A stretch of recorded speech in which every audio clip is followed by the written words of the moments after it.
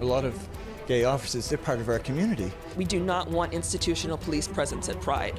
It came down to just 2 votes, but Toronto police will not be allowed to march in this year's Pride Parade. And with more snow in the forecast, some cyclists are upset the city still hasn't cleared some bike lanes after the last storm. Good evening, I'm Mike Wise. Up to 1,000 residents of a Toronto apartment building are without heat, water, and power tonight after the electrical room in their building was flooded. Faucet, no water, nothing. And the fridge, food, I gotta take out and put it on the balcony. This is video given to us by a resident of inside his apartment. Pitch black, as you can see, and no doubt quite cold this evening. The 33-story high-rise is located in the city's St. Jamestown neighborhood at 260 Wellesley Street East. Our Taylor Simmons is there live with the latest. And Taylor, we're hearing some residents are choosing to stay the night there.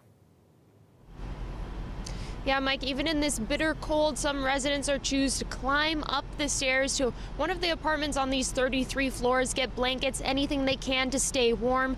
Others choosing to find refuge with friends and family. And we know that authorities have said it is safe to stay here, but there is no heat, no elevators, no water. And you could see that Command 30 is here. That's the mobile command unit with fire services. That's because they're on high alert in case anything to do with a fire happens, because of course with no power there are no alarms. And we do know that the city said that they will bring in enough water to be able to flush toilets, but obviously not enough to live. And we don't know how long this is going to last, but we know it will be at least 48 hours. And we'll tell you how this all got started around 6 o'clock today. We're told a pipe burst in the building's garbage disposal room, then water leaked into the electrical room. Although an investigation is being done to confirm this, the power was disconnected to avoid an accident. Residents heard the fire alarms a short time later. They heard the fire department come on the speaker system to say the power was off, and then again suggesting they find another place to stay for the night.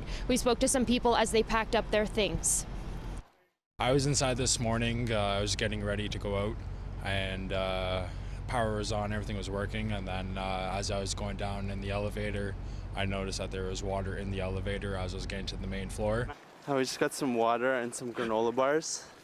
I live here, so I think a lot of people don't have the means to get these things themselves. I feel awful. You know, like it's like you're homeless. Many residents also told me they felt like they didn't get a lot of answers from property management tonight, and we're told there's another building across the way also owned by the same company that hasn't had water in 2 days. And it's worth noting that the property management company in charge of these buildings is the same one that owns Parliament, the Parliament building that went dark this summer after a fire left hundreds stranded for weeks. About 26 of those residents were actually relocated here, so it's really not a good night for them. So here's more from the area councillor and the landlord. So this would be the second time that they're now facing this type of situation where they are obviously in the dark once again. But I hope that this time we're able to manage the matter as best as we can. As the mayor has already stated, we do have cooperation from the property manager. They have been very open and transparent. Part of what will be happening in the next few days is hopefully getting to a point where we can start to look not only at cause, but what the solution is. We think this is going to be about 48 hours, and then we should be able to give a further update either late tomorrow or early next day. So in the meantime, authorities are asking if you know anyone that lives in this building. They're saying give them a call so they know that they have some support or somewhere to go. In the meantime, officers are going around door to door just to check on people, and there are about 30 security guards stationed at the doors with flashlights. So anyone going up or down needing to grab any of their belongings will have someone to accompany them. And we know there are shelter buses on scene, and the Wellesley Community Center just across the street is open for warmth and for food. The city and emergency management services will be meeting at 8 a.m. tomorrow to discuss what to do as this situation progresses, Mike. Well, hopefully the residents will get some answers soon. Thank you, Taylor Simmons, reporting live for us tonight. And Pride Toronto members have voted to not allow police to march in this year's Pride Parade. It was a close race with members voting 163 to 161. Now, neither media nor non-members were allowed into tonight's vote, which was held at Ryerson University. The organization gave police the green light to apply for the festivities late last year after a 2-year ban. But after an uproar from some members, tonight's vote was called. A confidential document revealed that funding was one of the factors that contributed to the organization's decision to revisit that ban. Some people showing up to tonight's vote unable to get inside, but still wanting their voices heard.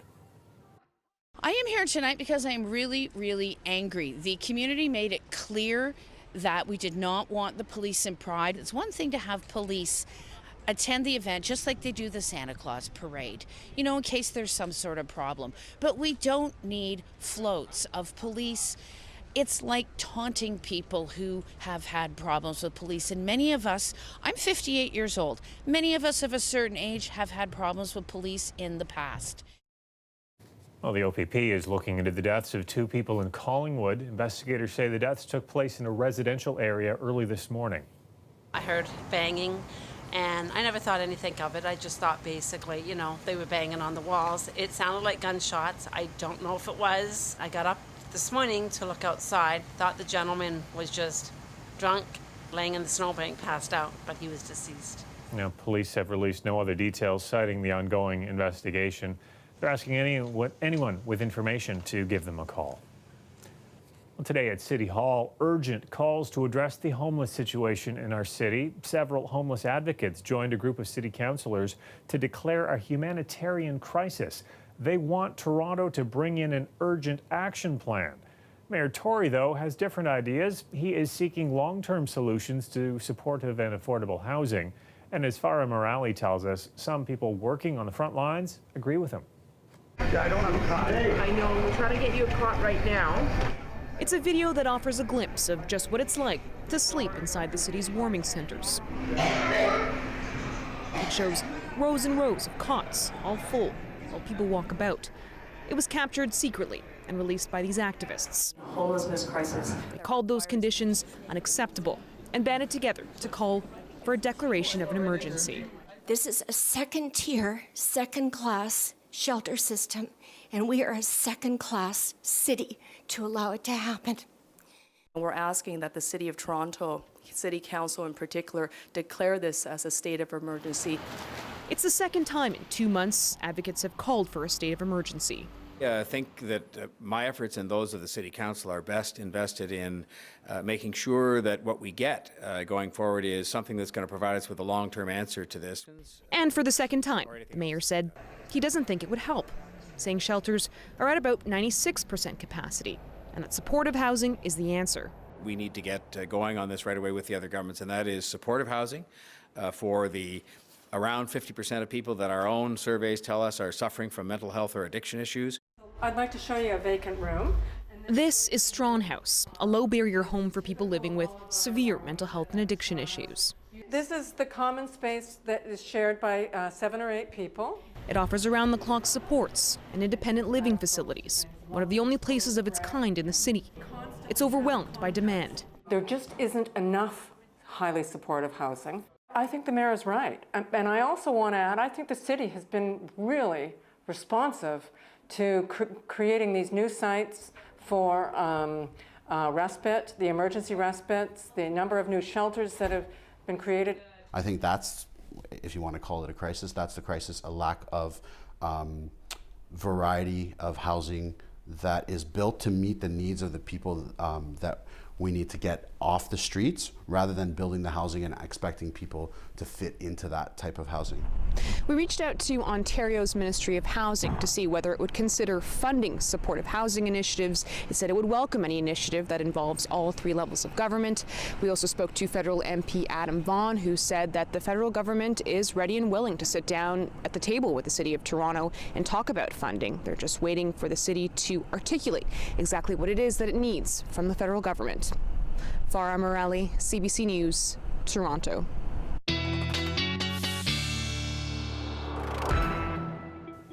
A Colette Kennedy's here with the first look at the forecast. You got a lot of weather to get into that forecast. I sure do, Mike. We have so many different things coming, so many components to the storm system as it moves in. Just to let you know, a freezing rain warning in place for southern portions of the Golden Horseshoe back to southwestern Ontario, right to Windsor and beyond. And we're looking at a snowfall warning a little bit further to the north, where the amounts may be closer to 15 centimeters or more. But in between, for all of eastern and southern Ontario, a special weather statement, so all of the GTA included in this. We will see snow likely around 5 centimeters through the overnight hours. Then mixed precipitation, could have an extended period of some freezing rain, and that's early tomorrow morning, including through the commute hours. And those strong winds, especially in the afternoon tomorrow, temperature will be coming up, so it's going to turn over to rainfall, but they'll be gusty, those winds from the southwest, over 60 kilometers an hour at times. So pushing this through, you can see 6 a.m. Yes, we're talking about that commute where we're into that mix. By then, it will have changed over for southwestern Ontario, most of it through the overnight hours and early morning. By noon, we're seeing the temperature coming up. We're getting more into this rain, and we are looking at 10, 15 millimeters of rainfall possible, and then tomorrow evening, it moves out. So a wet day, not great on the roadways, especially tomorrow morning. -1 as the temperature comes up overnight, and then by tomorrow afternoon, 4 degrees with that rainfall. I'll talk about what comes after this system and what happens with the temperatures a little bit later, Mike. 4 degrees. What a change from the weekend. Thanks, Colette. You're welcome. A huge honor tonight for the late Roy Halladay. The former Blue Jays pitcher is heading to Cooperstown after he was voted into the Baseball Hall of Fame. It's with a heavy heart, but also with great joy, to welcome pitching great Roy Halladay into the Hall of Fame. In his first year on the ballot, Halladay received 85.4% of the votes by the Baseball Writers Association of America. While with the Jays, Halladay's made 6 All-Star teams and won the Cy Young Award as the American League's best pitcher. Halladay died just over a year ago when the plane he was flying crashed into the Gulf of Mexico. Last summer, the Jays retired his number. Halladay also pitched 4 seasons with Philadelphia, and I asked Sportsnet Ben Nicholson-Smith which team he thinks Halladay will represent. I do think he'll be a Blue Jay, and when he was asked about this before he passed away, he said that he would want to go into Cooperstown wearing a Blue Jays hat. So I would assume that that would be honored on his plaque, and he would join Roberto Alomar as the second Blue Jay ever to have that logo in Cooperstown on a plaque. But of course, he did have a lot of success in Philadelphia as well, winning the Cy Young Award there, pitched a perfect game, pitched a no-hitter in the playoffs. So you do have 2 compelling cases. I do think it will end up with him wearing a Blue Jays hat on his plaque. I hope to see that. Well, a fundraising campaign is underway tonight for the owners of a popular diner that was gutted by a 4-alarm fire today. The Detroit Eatery was a popular spot for people who live along the Danforth. And as Greg Ross tells us, many are worried about the decades of history lost in that fire. This is the Danforth. Detroit was our clubhouse. It was everybody, every walk of life went in there. Many regulars of the Detroit Eatery could only watch in horror as firefighters extinguished flames this morning. For the past 80 years, it has been a staple on the Danforth. It's difficult, man. It's, you know, you think about places and what they mean to you, and this was the last of its kind. Like, this doesn't exist anymore. This is so much the functioning heart of this neighborhood. Its door was open to anybody. Inside, the restaurant's proud history was displayed on the walls, which were covered by dozens of framed photographs from over the years, now all gone, destroyed in the fire. It was like a beautiful collage, I guess, of decades of memory and history. And this had the laughing of the community. Like, it was truly a room that had seen so many people and so many amazing nights. They, the Stanley Cup, they brought it down here, 3-4 times, they put it right in the restaurant, the counter over there, Greg Tessenis is the owner of the building that is home to the Detroit Eatery. He says it's been in his family for around 60 years, and up until the 1980s, they even ran the restaurant. After school, I used to come and serve coffees over there. While he's not sure at this point if the restaurant or building can be salvaged, he says he can't imagine the Danforth without it. I mean, I hate to see it go, The family that owns the Detroit Eatery could only assess the damage from the outside after firefighters deemed it not safe to go in. Floor has dropped a couple of feet down. There is a lot of damage, over $500,000 damage. The owners of the neighboring businesses were allowed into their shops to try and salvage what they could. While the fire did not reach the inside of Becker's Bridal, It still suffered tens of thousands of dollars worth of damage from smoke and water. It's tough to say. There's a lot of damage to that one building. Hopefully the two buildings on the adjoining side will be saved. Regular customers of the Detroit Eatery tell me that they plan to support the owners of that restaurant in any way they can. In fact, one man has already started a GoFundMe campaign hoping to raise some funds for the owners. They say most importantly, they hope that this restaurant can live on some way, somehow. But at this point, we're still not sure if that building can be salvaged. Greg Ross, CBC News, Toronto. The streets seem clear for drivers, but the bike lanes, they're a different story. I'm Chris Glover. Tonight, how the city plans to deal with this sloppy mess.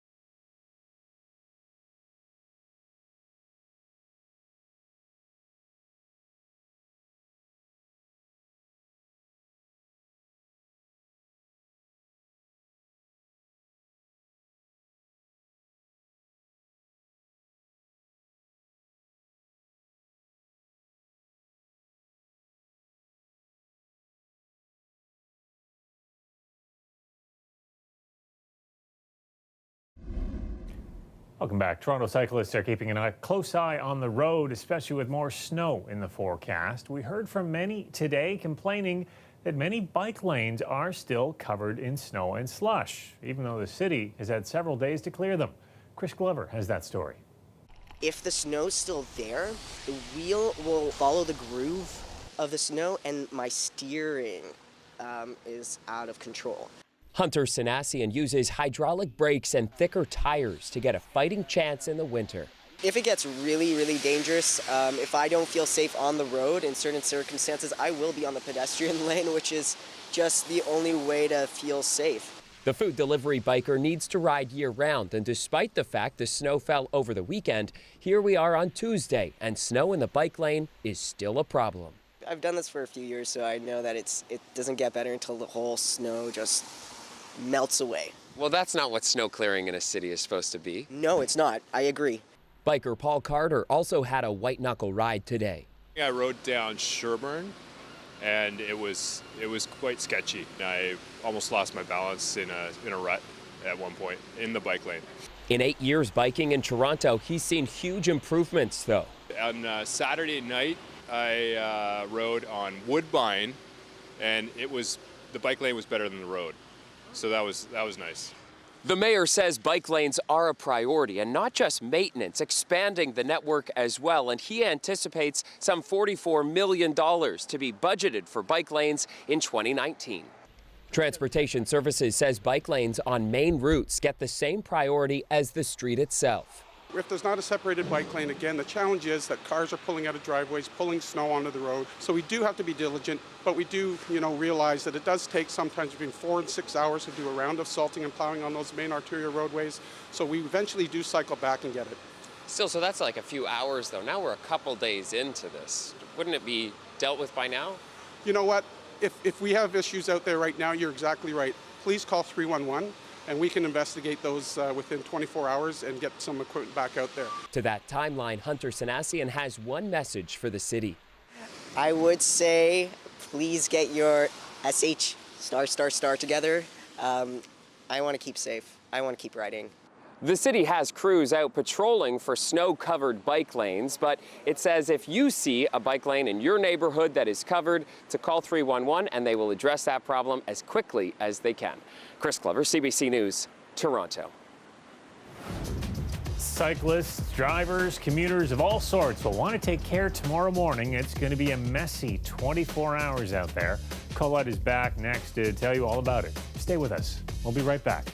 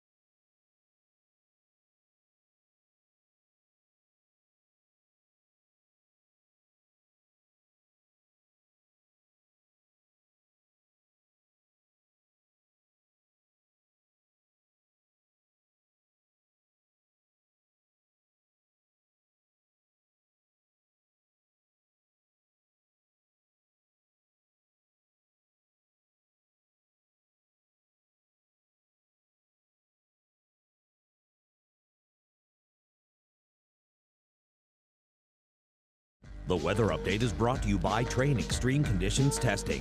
It's hard to stop a train, really hard. Train, the most reliable heating and cooling brand. The Raptors hosting the Sacramento Kings tonight, resting Kawhi Leonard for a third straight game, but lots of talent to take care of things on the bench. Third quarter, great defense by Fred VanVleet. He gets a steal, heads up the floor, finds Norman Powell to connect for the alley-oop. Final quarter finds Kyle Lowry burying the shot from behind the arc for a 15-point lead. Then a little icing on the cake. Lowry puts it up for Chris Boucher. The Montrealer reaches with one hand, then dunks it with authority. Here's the replay. The Raptors win their 10th straight game at home, 120-105.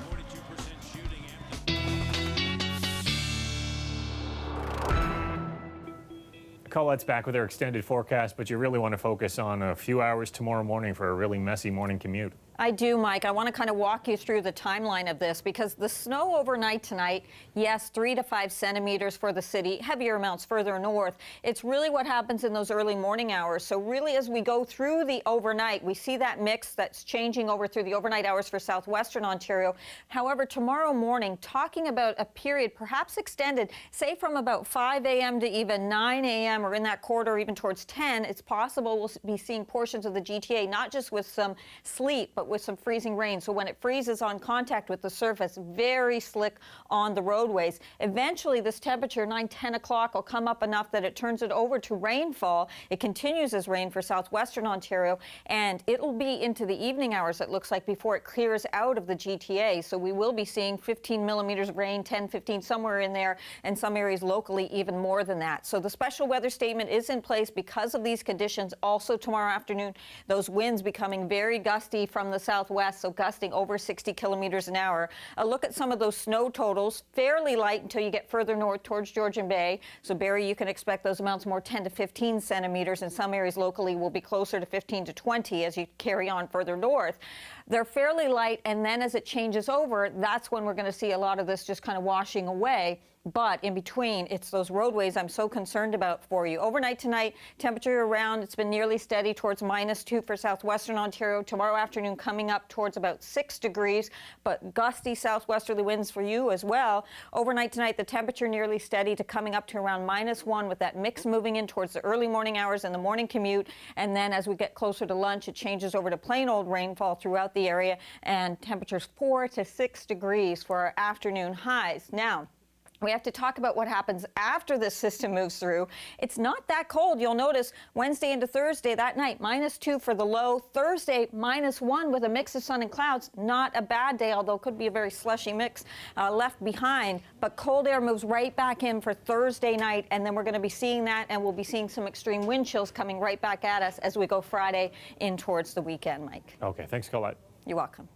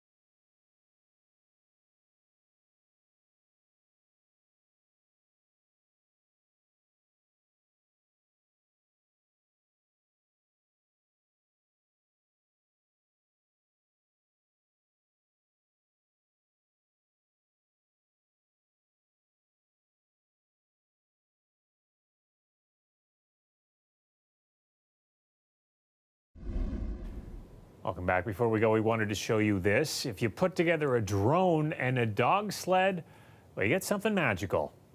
This is Musher Sid Robinson out with 12 dogs training for the Canadian Challenge sled dog race. The race follows a route similar to the old sled dog trail used by trappers, the Northwest Mounted Police, and First Nations community to travel between Prince Albert and La Ronge in Saskatchewan. The trail is approximately 600 kilometers. The race kicks off February 19th. Some spectacular footage there. Well, if you're a fan of Orphan Black, you might want to listen to Q tomorrow. Tatiana Maslany is talking with Tom Power about her Broadway debut in the play Network. It is an adaptation of the 1976 movie, though. This time, it's Bryan Cranston who gets the line, "I'm mad as hell and I'm not going to take it anymore." You can hear that tomorrow morning on CBC Radio 1. I'll see you back here tomorrow night at 11.